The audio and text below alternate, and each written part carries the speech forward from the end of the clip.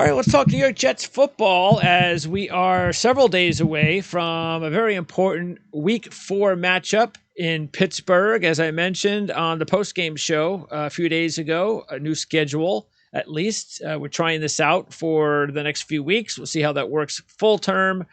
I'm doing the postgame shows, and then Jan is joining me during the week to update what's going on with the Jets prior to their next contest. So, Jan, we didn't have an opportunity to talk after the game, and there wasn't much to talk about anyway on the positive side. So we can kind of turn our attention to Pittsburgh and also just about the good news that Zach Wilson looks like without, any setbacks. Let's hope that doesn't happen. He's going to be out there on Sunday, and that's big. Yeah, I mean, again, from last week, I'm not quite sure if there is a lot of good news we can talk about. If anything, it's probably bad news given obviously, another key injury to the offensive line. But in terms of injuries, as you mentioned, Zach Wilson is back. The Jets were, I would say, probably overly cautious with him, which was not a bad thing. Given the length of time from the injury, we're looking at about 5-6 weeks, which is a little longer.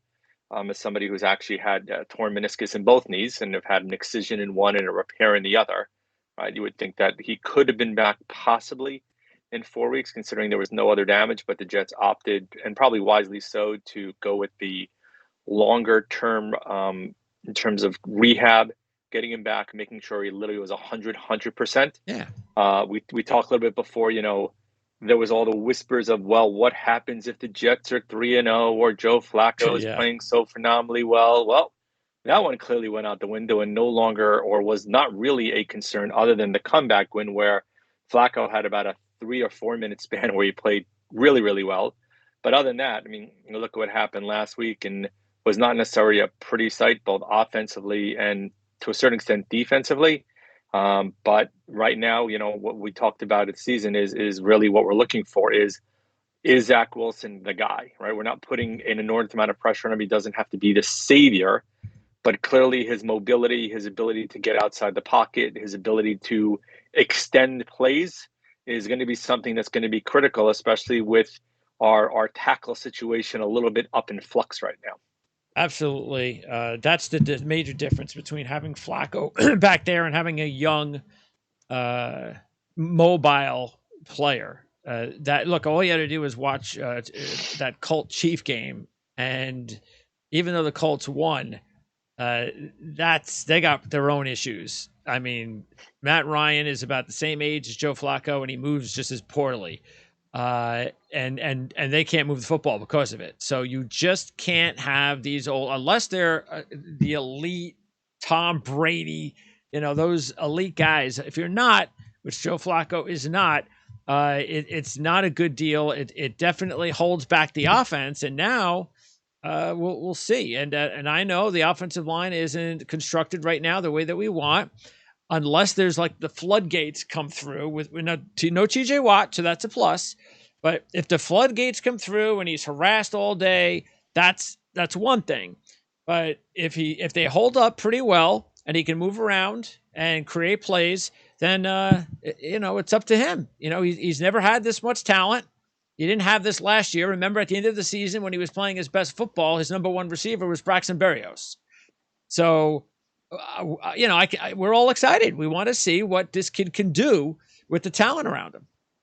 Yeah, absolutely. Look, they upgraded the talent in terms of bringing in Breece Hall. They brought in Garrett Wilson. You mix him with Davis. You mix him now with Conklin and Uzoma. We talked about in the preseason, right, that there's clearly a substantive uplift in talent. However, on the flip side, as we've seen, you look at Joe Burrow for Cincinnati, right? That offensive line in general has been sieve-like to a certain extent, which has impacted their ability to move the ball despite all the talent around him. You have to worry similarly with the Jets. Obviously, no Mekhi Becton, no Joe George Fontenot. You're probably going to have Mitchell potentially lining up.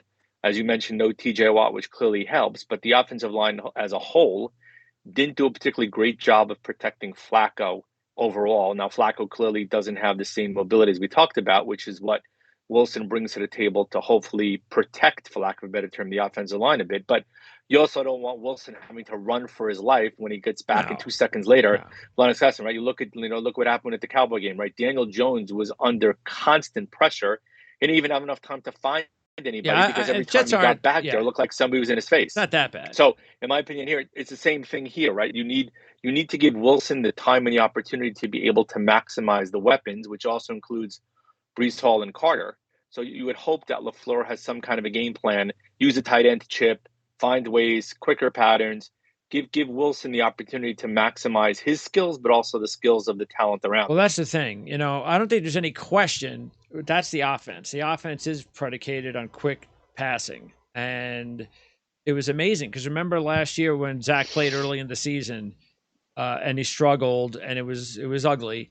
And then as soon as Mike White came in, it was, remember that first game, we were going, well, wait a second, what's going on here? I mean, this looks all of a sudden, I mean, we weren't sure if LaFleur was in over his head. And then we saw White play and it was like, well, I guess he's not because, but what you saw was the quick decisions by Mike White. He was just getting the ball out fast. It doesn't always work that way, but that's still, there's a lot of that offense that goes into it. And that's now going to be up to Zach. He's got to make the quick decisions, get the ball out to his running backs and tight ends, and short passes if he has to early or at any point of the football game. And then, of course, you start mixing in everything else down the field. So I don't think that the offensive line is going to be that bad. I don't think Conor McDermott is that bad, especially without TJ Watt. So, look, we know also the quarterback has a lot to do with the protections on the offensive line. And so that's also something that Zach is going to have to make sure he gets right. So, you know, if I see some offensive line breakdowns, I'm just not going to point the finger at the offensive line because you look at it, you talk about some of those teams like the Bengals or the Giants, but the Jets have, you know, a first round lineman that they're high on. They just signed a free agent like Tomlinson. So at least even that interior of the line is average or, you know, a little bit above average in the NFL. And Mitchell's actually done a decent job so far as a rookie. Hasn't really looked all that bad. So it's really going to be up to Conor McDermott. We have no idea whether or not in his first game this season, it's going to be a good game or a bad game. You know, he's not a bad player. I think he's a pretty decent, serviceable backup tackle that you can throw in there for a couple of games. And hopefully this is like the one and only game we see him. And hopefully he holds up because the worst thing in the world that can happen, of course, is for Zach to go down again. And I don't even want to think about anything like that. I just don't.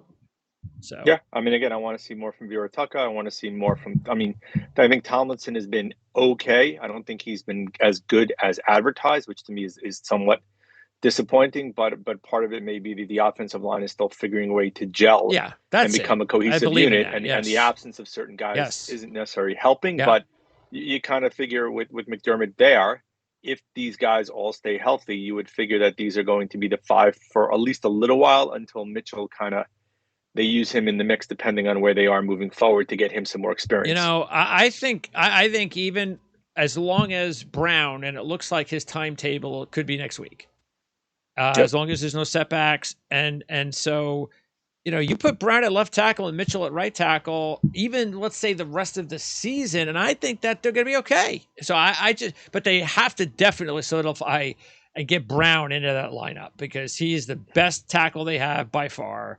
You know, Fant's a nice player. He's a decent player, but Brown is the best player we have. He's got to get on that field and he's got to solidify the line. And it would be nice is if we could start developing, like you said, some of that chemistry.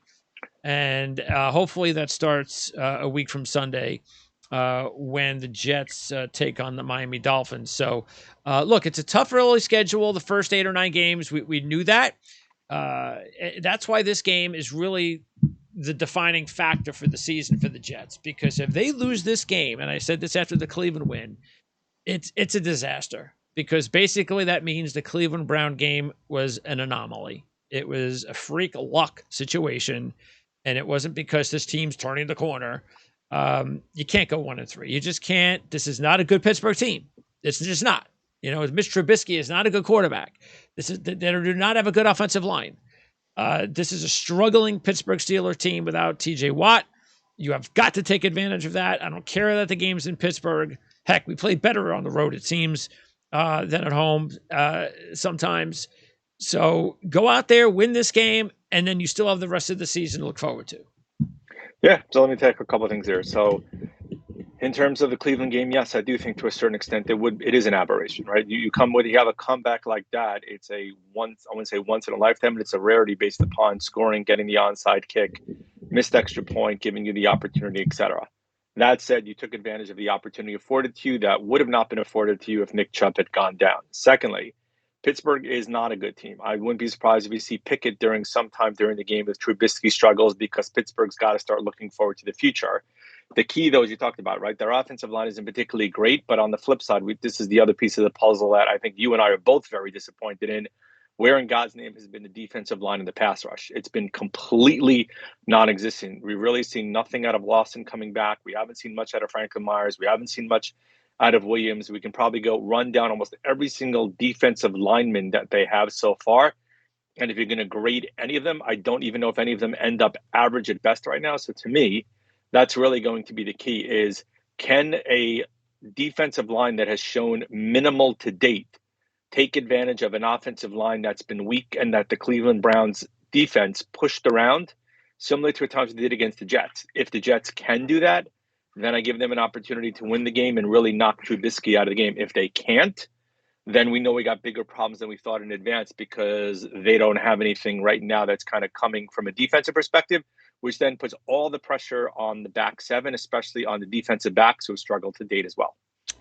You know, that record that the Jets have right now of giving up over 20 points a game or whatever it is for, I don't know, 20-something straight games. If they give up over 20 points to this offense, I said it the other day, and we talked a little bit about it last year. You know, I don't know if there's a timetable on it. I think the clock is starting to tick on whether Saleh needs to take over. There's still time. I'm not saying it should happen now, but this is a good test. There's no excuse for the talent the Jets have on defense to give up more than 17 points on Sunday, unless the offense does it. If they give up over 17 points to that offense, and that streak continues, I think I think that's the sign that we're getting close to changes that need to be made on defense. And he can't sit there and think about loyalty and think about stuff like that. You know, his job will be on the line at some point if that continues. And I don't want to wait until next season for him to make a change. So, like for instance, you know, what's going on with CJ Mosley? Is he just miscast? Is this just a bad system for him? Is he basically better in a different defense like a 3-4 that the Ravens ran? Because he's not making any plays at behind the line of scrimmage or impact plays anywhere on the field. And if that's the case, then, and I know they restructured his contract, maybe that was a sign that this is it.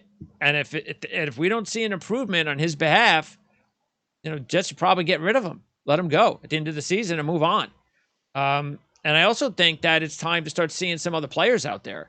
Why don't we see Bradley Anae? I mean, I haven't seen Bryce Huff or Jacob Martin. I haven't even seen them do anything. So why don't we see Bradley Anae? Why don't you give him an opportunity to go out? Why don't we get Sherwood an opportunity? Why don't we get one of the other? Why don't we maybe even give Ashton Davis some starting experience? I mean, do something to get things going here on defense if they're not able to start that on Sunday. No, can't disagree with you, right? I mean, if you go 1-3, I'm not going to say, you know, all bets are off, but you do need to start evaluating people, as odd as it sounds, for the future, right? Or see if maybe they can provide you more of a spark than the guys you have in your lineup. And as you said, also the loyalty piece of the puzzle kind of has to end. I mean, Mosley has no, but I'm not quite sure if we can say almost anybody on the defense has really done anything, right? Gardner's been, but he's making the big bucks though. Right, Garner's been okay, but we'd like to see a little more of him. But he's at least learning, right? Oh yeah, I'm okay with the safeties are the problem. Whitehead with a horrible tackle last week on Boyd, going for the big hit when he should have just locked him up and tackled, led to the 56-yard touchdown. I mean, and Joyner tackle, right? So there's just, you can't keep making the same mistakes over and over again and not remediating it, and that's part of the problem right now. Yeah, that's what I'm saying. I think the corners have been fine. It's the safeties; they have not played well. We said it when they signed Quan Alexander. another player that makes the pretty play once a game and does nothing else. That's why he goes from team to team. Okay, he's an overrated player. So that's why that's why I'd like to start seeing give Sherwood an opportunity. Let's see some of the young guys. Let's see somebody else. I'm not going to blame Jermaine Johnson or Michael Clemens if they haven't had sacks or anything. That's okay. They're rookies. I'm not going there. But like you said, it's time for Quinn Williams. It's time. I'll even give Carl Lawson a little bit of time because of his injury. But it's time for Quinn Williams to start making plays behind the line of scrimmage that impact games, especially early in the game. I mean, I'm getting a little sick and tired of getting behind early. It was almost 7-0 in every game that the opposition takes the ball down the field and scores. And there's how many times have we seen it this year with the quarterbacks? Every single quarterback, including Jacoby Brissett, and then Burrow last week, running all over the place. We can't get the sack. We get the pressure, but we can't get these guys down. Yep. But I think, like I said, the Whitehead play, I think not that it would have made a difference, but I don't think he had the first down when he made the catch. Right, it would have been close, and then you just boom, let him go for 50. You wrap the guy up there like you're supposed to. Oh, you mean on the blitz? Yeah. By the way, that was talk about what do you think Quinn Williams went crazy for? I completely agree with you. He needs to make the tackle, but what on earth are you doing blitzing the Cincinnati Bengals? They have a terrible offensive line. Your strength is the defensive line. Your scheme is about pass rush with your 4 guys. It made absolutely no sense to send the kitchen sink of Joe Burrow, and they paid for it. They did it once in the game. They should have never done it once, and you got burned for a touchdown because of it. Yep. That's what I'm talking about. That is Ulbrich. But even though he burned you, if your defensive back makes the tackle play he's supposed to make, you may stop them on third down there and don't give up the first down. Instead, it becomes a 50 because the guy went for the big hit as opposed to just wrapping up and tackling. And then Franklin Myers, that was a 7-point penalty. Once again, personal foul. And you just scored. You had momentum, and you stop them there. You flip the field again, and you get the ball back. Yes. And I don't know if they're going to win anyway, but whole different perspective because you have momentum on your side at that point in time. Dude, they had 3 more personal foul penalties in the game. This is something that, look, Robert Saleh is the coach in the whole, all gas, no brakes mantra. Okay, yeah, I can't blame him. No. Here's what I'm saying. That's fine, but the players, if they're going to have this philosophy of their own, like, well, we're going to go 100 miles an hour, but we're going to be reckless, then those players have got to be held accountable. You can't just keep throwing those guys out and saying, because his mantra is the way it should be, but it's not working so far with these guys. And it's not just the rookies, it's the veterans, and I don't know about you, but are you getting a little bit, these guys, we're down like 2 scores and it's like they get all excited when they make a play. It's like, come on. You just have to psychologically. It's like doing a home run dance when you're down 7-1. Yeah, it's. I understand where Salah's preaching, but there's a different way of going around doing it when you're the player, and that's where I think there's a little bit of disconnect. Which is why I'd like to see something. That's why I'd like to see some more fresh blood, because I want to see accountability. There's enough players on this defense that we haven't seen yet that I think deserve playing time, and we better start seeing that on Sunday. So Quincy Williams apparently is going to be a lot better than initially thought, so that's okay. I don't think he's a difference maker, but who wants we don't want a player to get hurt, so we'll find out whether or not that affects him this week. Actually, there was one positive. Zuerlein had a good game. Zuerlein has been pretty awesome for the one last couple of weeks. I told you the first day everything was hooking wide left, and he seemed to finally straighten that out and actually had a good game. So, the kicking game, which has been an issue in the past, if he can remain consistent, that's at least one less worry on their head in terms of from an overall roster construction. And you know what? Why don't they sit Jeff Smith? It's been a few weeks. Sit Jeff Smith and let Dennis Zimmerman play. Yeah. Get him in there for 5 or 6 or 10 reps. You know, the more of these guys, and I also think it is time, and I said this last week with Elijah Moore. I don't know if it's a Zach Wilson thing. I don't know if it's a play calling thing. I don't think it's a play calling thing. We saw him get open last year. He is not getting open this year. Every time the ball was thrown to Elijah Moore, somebody's right in his face. Mm-hmm. And he's too small. He's got too much speed and he's too small. He can't be in those situations. That's not the type of receiver he is. They've got to find a way, and he has to find a way to get open. Now, I'm hoping it's a Zach Wilson, Joe Flacco thing, but I don't know. Well, we'll find out Sunday a little bit. We'll get a better sense Sunday. I mean, and again, part of it is how does Garrett Wilson's positioning impact what they do with Moore also, which we don't know. Oh, hey, Garrett Wilson, that's the one thing. When they throw the ball to Garrett Wilson, he's open. Yes. So that's the thing. So Elijah Moore, I don't know what's going on, but you got to get open. And they got to find a way to get you open. So that's definitely important. They also got to establish the run a little bit more early in the game. I'm not saying run, pass. I'm just saying, sprinkle a little bit more running into the game. But the problem is we keep getting behind so early, and it seems like they kind of ditched the whole running thing, and it becomes a pass fest. I mean, we've thrown the football, more than any team in the league, I believe, so far this season? I think so. Something like that. It's skewed by the 59 that Flacco's probably threw that week a little bit. That's the problem. You know what I'm saying? Right. I mean, we get behind, and we're throwing the football. So that has to stop. All right.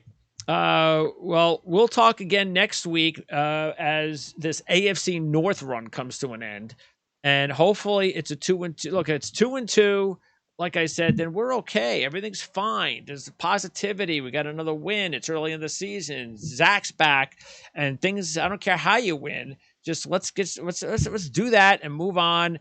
But because 1-3 is it's not gonna look good, especially with the rest of the schedule coming up. This team could be 1-5, 1-6 real soon, and that would be really ugly. So. Got to get a win on Sunday, move on, and hopefully we'll talk about that next week, Jan. So I appreciate that. And for New York Ranger fans out there that are New York Jet fans, we are going to be starting the Rangers show sometime in the next 10 days, probably 2 weeks. Season begins on the 11th. Yes, okay. Rangers begin on the 11th. Rangers season begins on the 11th. So some day before the 11th, we're going to have our Ranger preseason preview show, and then we'll have a show on a weekly basis. It's going to be a report. It could be anywhere from 5 minutes to 15 minutes, but it's going to update you on everything going on with the Rangers. We're going to talk about the farm system, keep you updated on what's going on down there. Everything that you want to know about what's going on with the Rangers, Jan is going to update you to keep you informed. So we can we'll find out what kind of season the Rangers are going to have. And before I let you go, is it going to be a good season? Cautiously optimistic. Yeah, I mean, there's a lot of talent there. Last year was a magical run to the Eastern Conference Finals. Just fell a little short, unfortunately.